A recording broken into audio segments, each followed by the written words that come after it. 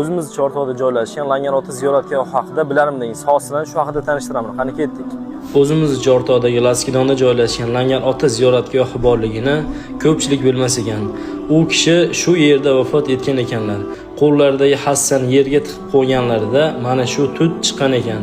Shu davrdan beri bu tut qurma kelayotgan ekan. Chortoq tumanidagi eng aholi ham aynan Laskidonda.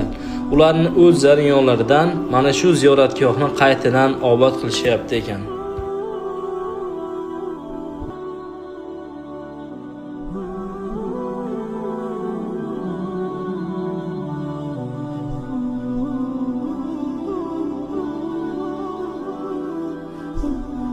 Qishlog'imiz xalqi juda ajoyib xalq.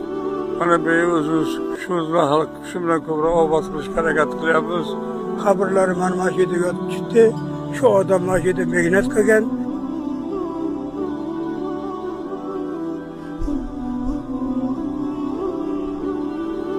Chortoq tumanidagi Langar ota ziyoratgohi kelishni albatta tavsiya qilamiz. Siz ham kelib tashrif buyurib ziyorat etishingiz mumkin.